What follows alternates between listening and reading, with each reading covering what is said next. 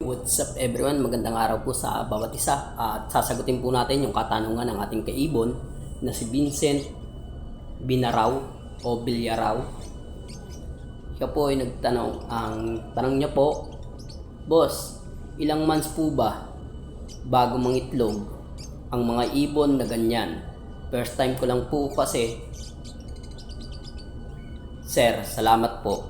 Yun po yung kanyang pagkakatanong. At ayun po yung ating sasagutin sa iba't ibang uri ng ibon kasi hindi naman niya sinabi kung anong ibon po yun. At ang sasagutin natin ng mga ng ibon doon, yung sa parakeet, sa African lovebird at saka sa kakatil. Pero bago po natin sagutin yung kanyang katanungan, panoodin po muna natin ang ating intro. Let's go! Hey yo, what's up mga guys? Densky Avery. Huwag po natin kalimutan paki-like, comment, share, subscribe at pakipindot na rin po ang notification bell para sa ganoon lagi kang makapanood ng mga panibago ko pang i-upload ng mga video. God bless! Yo, what's up everyone? Magandang araw po sa ating lahat at kung baguhan ka lang sa aking channel, andito ka po sa Densky Avery. Ako po ay nagbibigay ng konting tip, topic para po sa pag-aalaga ng ibon na African lovebird, parakeet at kakatil. Pakita ko lang po sa inyo yung ating pong mga ibon at update ko po kayo dun din sa bago po nating talakayin yung katanungan ni Vincent Binaraw. Bago po natin sagutin yung kanyang katanungan o pumunta rin sa ating topic, paalala ko lang po sa inyo yung 1,000 subscriber po. Kailangan po maka 1,000 subscriber tayo para sa ganun makapagparapol po tayo ng African lovebird. Ilang African lovebird ba ang ating ipaparapol? Baka po, ayun po, 2 pares po yung aking balak na ipamigay. 2 pares po. Ibig sabihin po, 2 tao yung mananalo at meron silang makukuhang 2 pares. 1 pares sa bawat isang tao po o sa bawat isang subscriber natin. At then hindi ko po sagot ko po yung dito lang po sa Manila at yung mga nasa probinsya po. Hindi ko na po sagot yung pinaka magiging bayad po dun po sa mga ipapaship po sa inyo yung ibon. Hindi ko po sagot yon. Kaya po may sagot pag hanggang probinsya po. Bali hanggang 300 lang po ang aking sagot na para dun sa ating mga ibon. O papalala mo po papunta po sa inyo yung ibon. Then yung ating pong mga parapol nga na yan, magaganap po pag naka 1,000 subscriber po. Yan po, pakita ko po sa inyo yung panibago pong anak ng ating ibon na si Max at si Candy. Meron na po silang anak na napakadami na rin po. 4 po yun na nahiwalay ko, nakakahiwalay ko lang. Then mga 2 weeks o 3 weeks, nagkaroon na naman po sila ng 2 weeks po, nagkaroon po sila ng panibagong itlog. At pagdating po ng 3 weeks, yan po, nakumpleto po kaagad nila. Napisa po kaagad yung itlog nila. At 4 po yun. 4 po yung itlog, pero parang palagay ko yung isa hindi po mapipisa. Pero sana mapisa at nandoon pa po yun sa kanilang pugad o sa kanilang nest box. Yan po yung pinapakita ko po dyan, yung panibago pong ibon yan. Yung isa ko rin pong breeder. Meron po siyang 2 anak na hindi pa po bumababa, pero yung isa po sumisilip na po sa nest box, sa butas ng nest box. Malapit na rin po yan bumaba. So punta na po tayo pero bago po tayo pumunta ron, sabi ko nga po, subscribe na po kayo doon po sa mga hindi pa nakasubscribe. Samahan niyo po ako, hindi lang dito sa video kong to, maging sa mga video ko pang ibang video. Comment po kayo ron para po maisali ko po kayo sa pre-raffle natin. Pre-raffle, pero yung pamasahe lang po yung inyong sagot mga kaibon ha. Paalala ko lang po. Tuloy-tuloy lang. subscribe lang po. Nasa 700 mahigit na tayo. Kaya tuloy-tuloy na tayo. Pero kung kakayanin po natin, baka mas maaga po tayo magparapol. Wala pa pong 1,000 subscriber, baka po magparapol na po ako. Basta mas mabilis po nating makuha yung ating mga subscriber. Papakiramdaman ko po yan. Pero pagka masyado na pong marami yung ating ibon, hindi na po ako magpapatumpik-tumpik o hindi na po ako magpapaabot pa ng 1,000 subscriber. Malay nyo po, sa dami po ng mga magko-comment, magsusubscribe, baka po hindi ko na po paabutin ng 1,000 subscriber at magpa-raffle na po ako kaagad. Then pagdating ng 1,000 subscriber, pa-raffle din po ako ulit. Ganun na lang po siguro yung ating gagawin kasi napakadami na po ng ating ibon. Hindi ho pwedeng nasa akin lahat yan. Gusto ko po na matuto rin po yung iba na maranasan din po nila na magkaroon ng sarili nilang alagang ibon. Mga ibon, yan po ay habi-habi lang po. Tuloy-tuloy lang. Samahan nyo lang ako para sa ganon.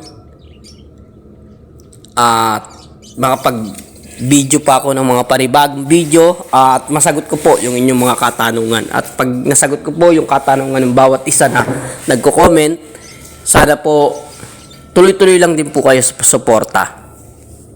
Then, puntahan na po natin yung katanungan ng ating kaibon na si Vincent Binaraw o Bilyaraw. Then, ang tanong niya, Boss, ilang months po ba bago mangitlog ang ibon na ganyan? First time ko lang po kasi, sir.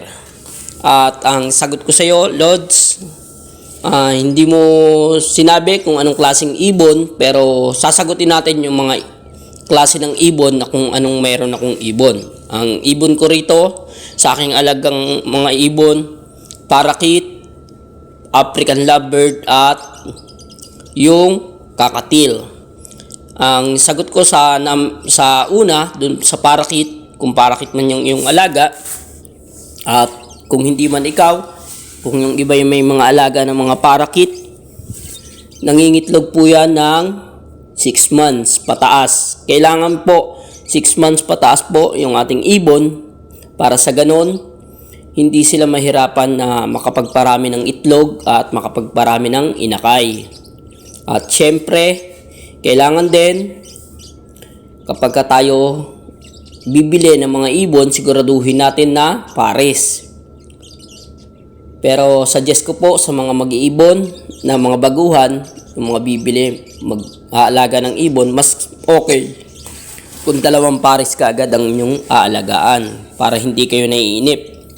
Kasi yung iba sa atin naiinip, tulad nung isang subscriber natin, lagi niyang tinitingnan yung kanyang ibon. Ang sabi niya, hindi niya raw tinitingnan kaagad-agad. Pero nung mga ilang araw, sinilip niya sa nest box. Nung may nakita siyang isang inakay, parang inaraw-araw niya nang sinilip yung kanyang nest box o yung nest box ng kanyang ibon. Wag pong ganon mga kaibon, kasi lalo na dun sa mga baguhan, wag pong ganon kasi yung ibon natin, maaari po siyang ma-stress. Kaya nung kinabukasan o ilang araw, namatay po yung kanyang inakay ng kanyang parakeet. Ingat-ingat po tayo mga kaibon. Huwag po natin bulabugin yung ating mga ibon. Silipin yung nest box nila kasi baka po maselan yung ibon natin. At doon naman po, sana nasagot ko yung tungkol sa parakeet. 6 months pataas o 1 year, ganun po. Then, doon po naman po tayo sa Alps o sa African lovebird. 2 klase po kasi ng African lovebird. May African lovebird po na non-eye ring at mayroon pong may eye ring. Yung non-eye ring, nagbi-breed na siya ng 6 to 7 months pataas. Kaya na po yun ng non-airing. Yun po yung pagkakaalam ko. Pero itama nyo po ako mga kaibon ha. Doon po sa may Alps 1, ay doon po sa may ano po, may airing. Kasi yan yung meron ako dyan sa aking ibunan. Karamihan po sa akin dyan, nandiyan, ganyan. 8 months to 1 year. Nagbi-breed po yan sila. At kailangan po, sabi ko nga po, pag lalo na po yung Alps, huwag po tayong mainip at silip ng silip sa nest box nila. At siguraduhin din natin na cock at saka hen yung ating pinagpapares. Kasi mahirap na, baka parehong hen. Pag parehong hen po yan, mangingitlog lang po yan ang mangingitlog. Nasa tamang edad na, tapos mangingitlog ng mangingitlog lang yan. Pero hindi po mapipisa dahil wala pong similya pag parehong hen yung ating napagpares. Doon naman sa parehong cock, kahit ilang taon po tayong mag-alaga ng ganyan o mag-alaga ng ibon natin, hindi po yan mangingitlog. At hindi rin po makakapagpadami kasi pareho pong cock. Yun po yung ating ingatan. Then yung sana nasagot ko yung katanungan mo. Doon naman tayo sa kakatil. Doon naman po sa kakatil, ang kakatil po natin, siya po ay nangingitlog o nagiging matured kapag 1 year. 1 taon na po siya o 1 taon mahigit.